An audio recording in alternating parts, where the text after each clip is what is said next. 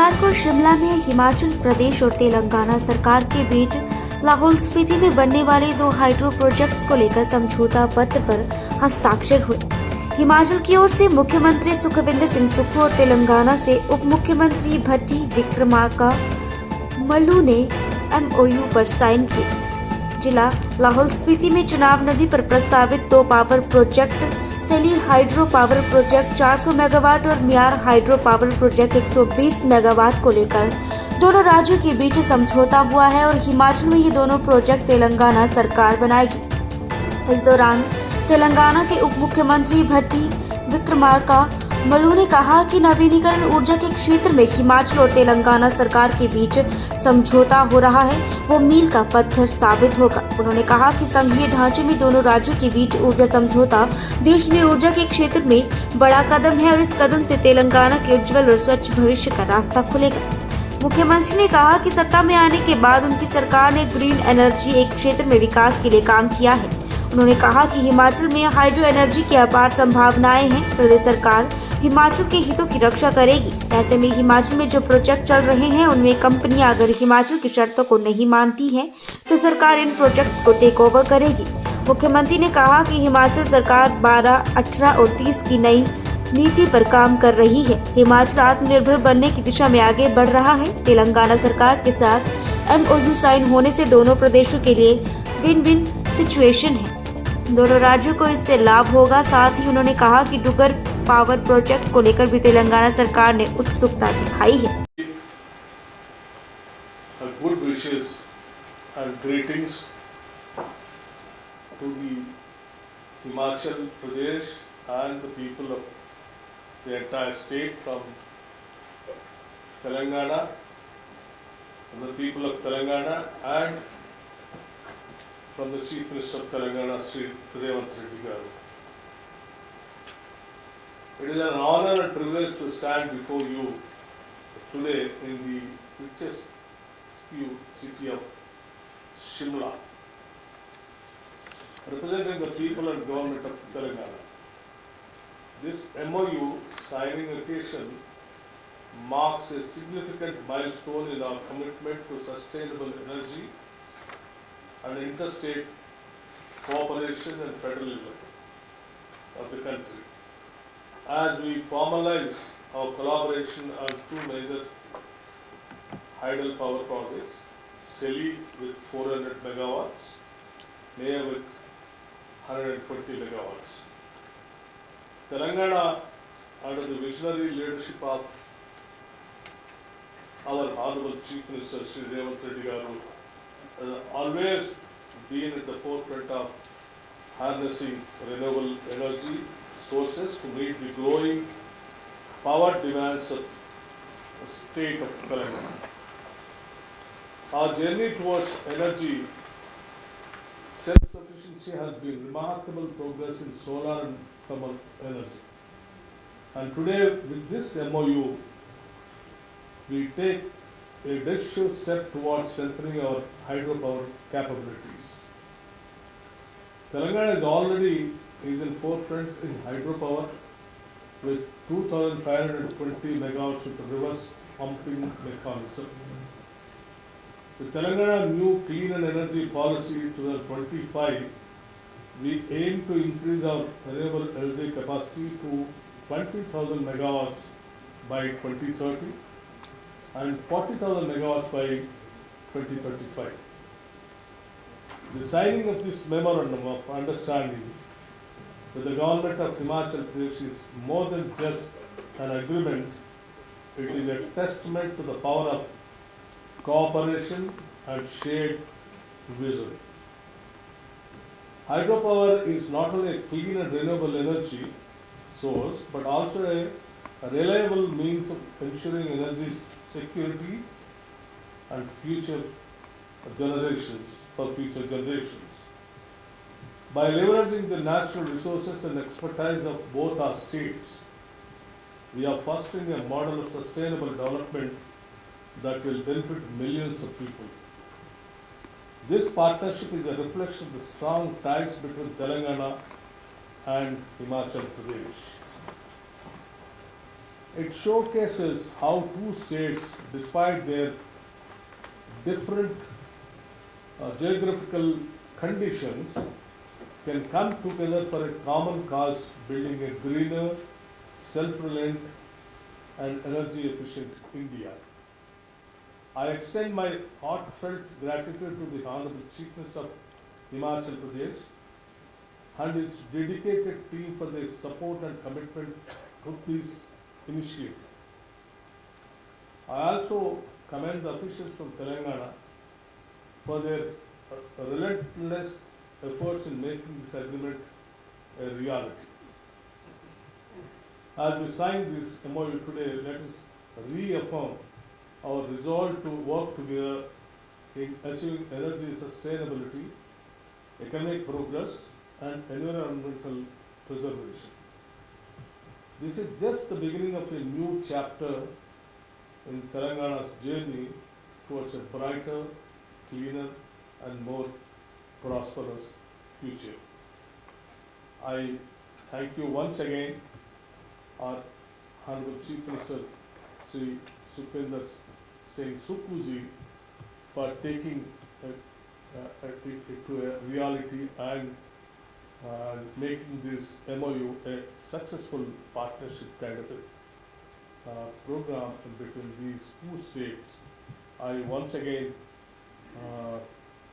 convey my greetings from the state of our Telangana people for all-round development of the state of Himachal Pradesh and for its well-being and successful governance and bright and better future of the state.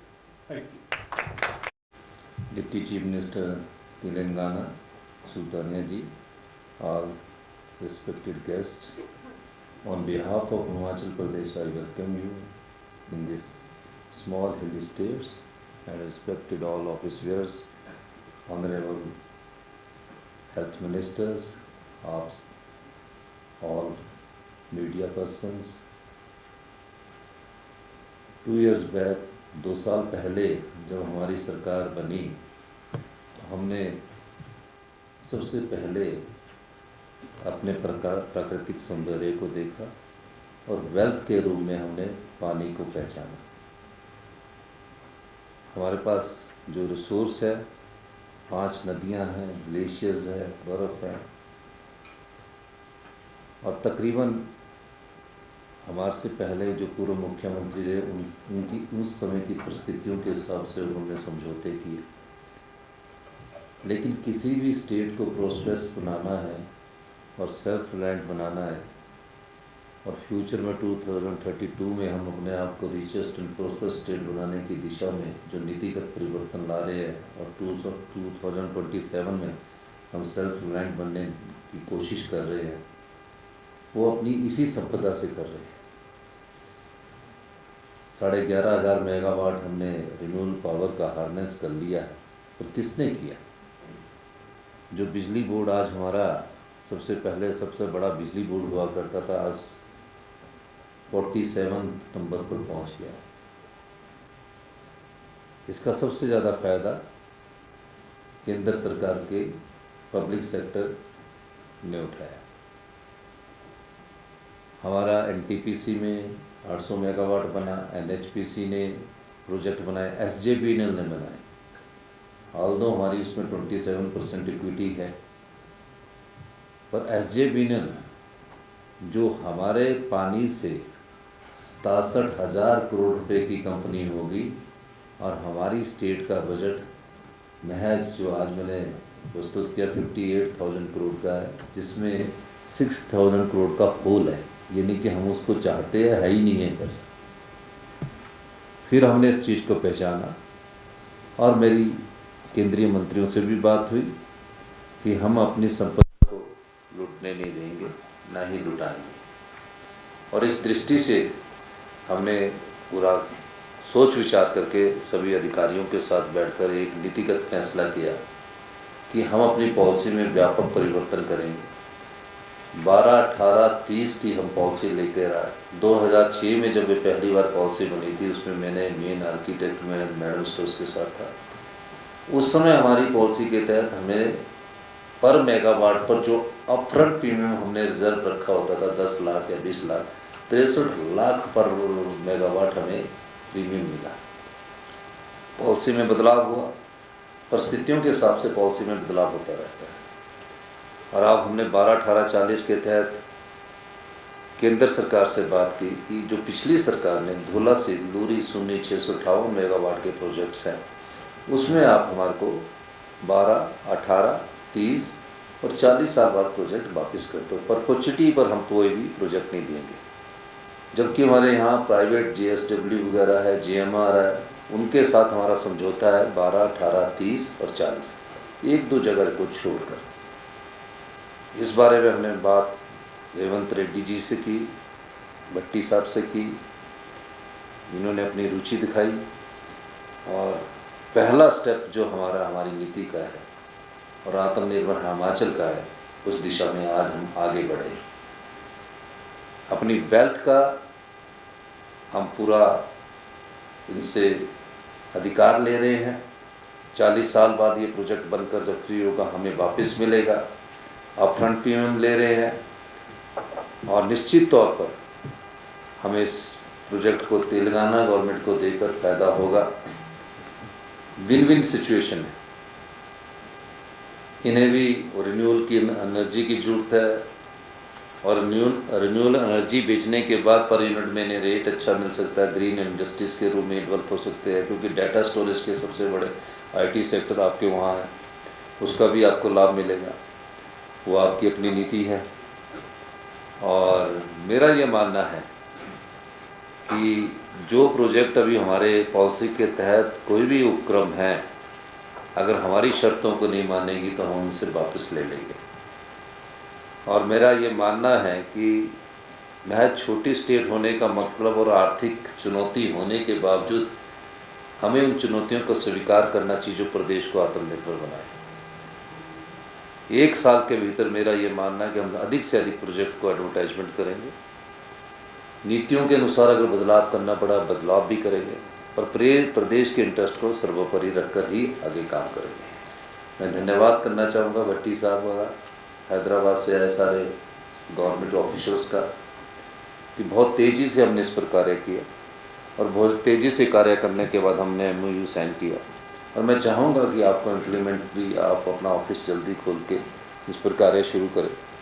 आपको भी फ़ायदा होगा और हमारी सरकार से जो भी सपोर्ट होगी वो आपको पूरी मिलेगी। और सौभाग्यवश प्रिंसिपल सेक्रेटरी टू CM आप भी सुल्तानिया जी हैं, तो मेरे जो पावर सेक्रेटरी है वो भी प्रिंसिपल सेक्रेटरी टू CM है, तो ज़्यादा अड़चन होगी नहीं, स्पीड अप हो जाएगा। क्योंकि जहाँ अड़चन आने की होगी, अगर सेक्रेटरी पावर दूसरा होता, प्रिंसिपल सेक्रेटरी दूसरा होता, तो कई प्रकार की अड़चनें होती, तो ज़्यादा स्पीड अप हमारा काम होगा। इसके अलावा मेरी अनऑफिशियली भी बात हुई है हम भट्टी साहब से भी और ऑफिसर से भी कि जो हमारे प्रोजेक्ट्स हैं, अगर कोई भी गवर्नमेंट हमारे प्रोजेक्ट्स को हमारी शर्तों के अनुसार लेने को तैयार है, तो हम जो भारत सरकार के PUC पब्लिक सेक्टर अंडरटेकिंग है उनसे प्रोजेक्ट क्यों ना लेंगे। तो मैं इस दिशा में भी कार्य कर रहा हूँ। हमें तो ज़्यादा फ़ायदा लेना है। और जो ये 12% फ्री रॉयल्टी की बात जो करते हैं, जो भी ये बोलते हैं कि हम 12% फ्री रॉयल्टी देते हैं, वो कंपनी नहीं देती, वो तो पास थ्रू है, वो तो कंज्यूमर की जेब से लिया जाता है।